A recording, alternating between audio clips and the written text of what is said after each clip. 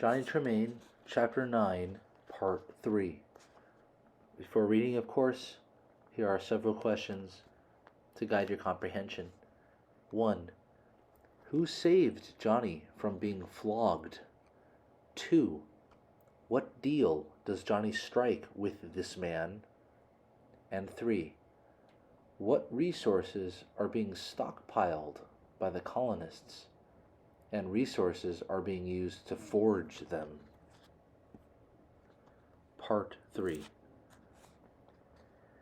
Now, Johnny did not ride all over the countryside on Fridays and Saturdays to get back late and tired, taking the last ferry from Charlestown home to Boston Saturday night.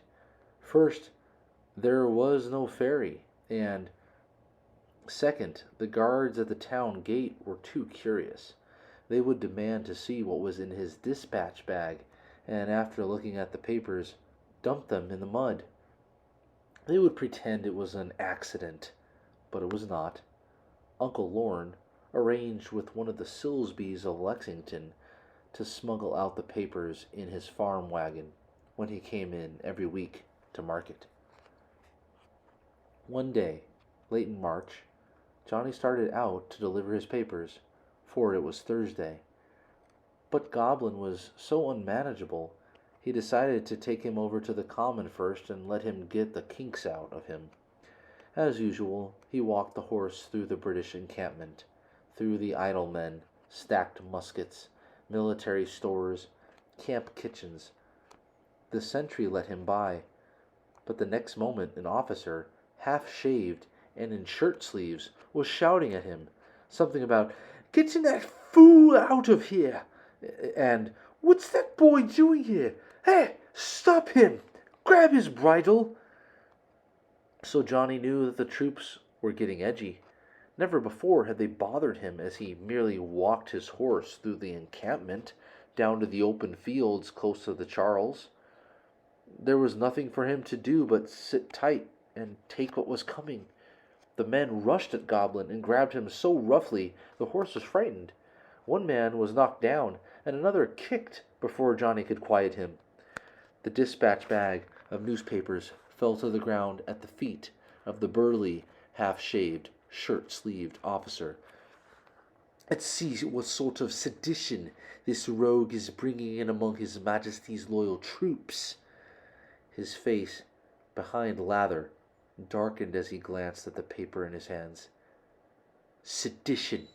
Incitement to rebellion. Why, if it isn't that damned Boston Observer. If I were Gage, I'd hang the printer of it and this young imp as well. Boy, you're going to get a horsewhipping.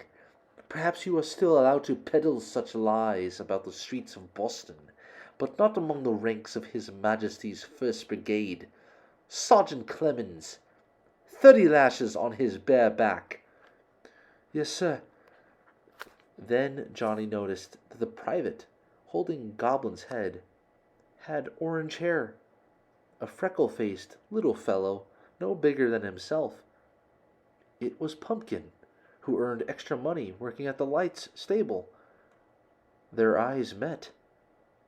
Pumpkin didn't say the word, only formed it with his lips. Spurs. Johnny struck his spurs into Goblin. The already excited horse leaped into the air, whirled about, lashing about with his heels, then bolted. Johnny saw redcoats going down in heaps, but one, more persistent than the others, a sergeant, still hung to his bridle. By sheer weight, he was weighing the horse down. Johnny, like every boy in Boston, had a clasp knife in his pocket. He got it out, reached forward, and cut the headstall. So he lost both the sergeant and the bridle as well. Goblin flung up his beautiful head and went off at a dead run.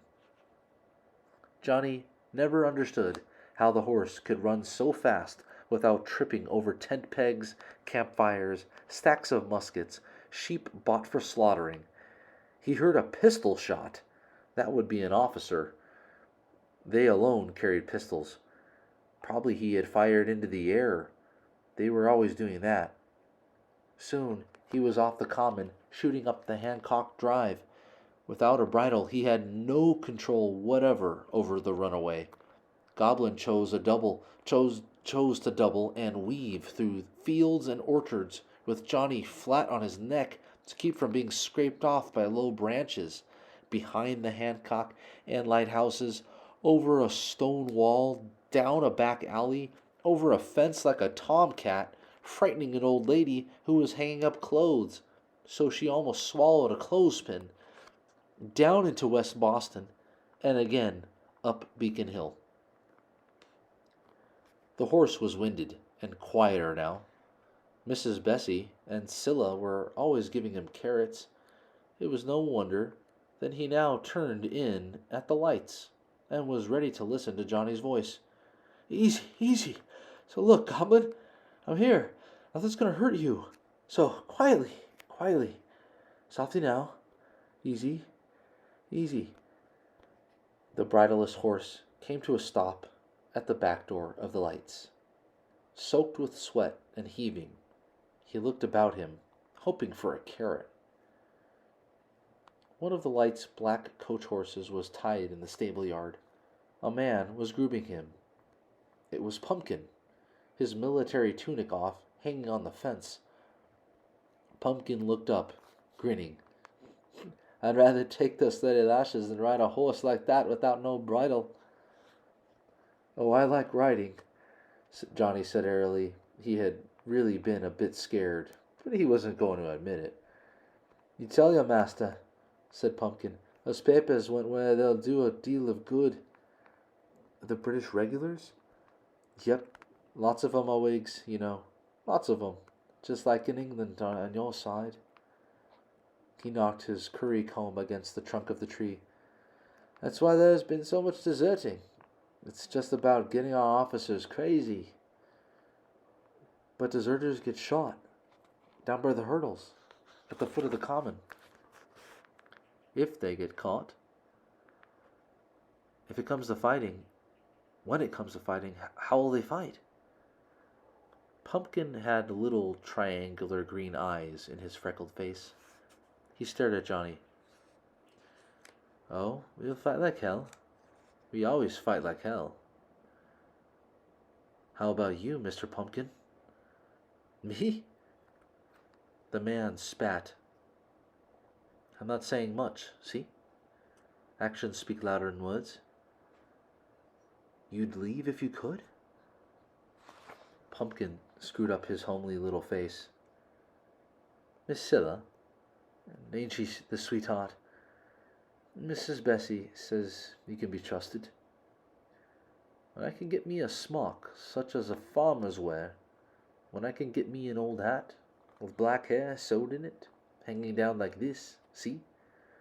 When I could get a farmer who'd swear I'm his hired man, and could take me out past our guard on the neck." Johnny stepped closer to him. "I can get you all that." "You sure?" "Sure. You saved me from a flogging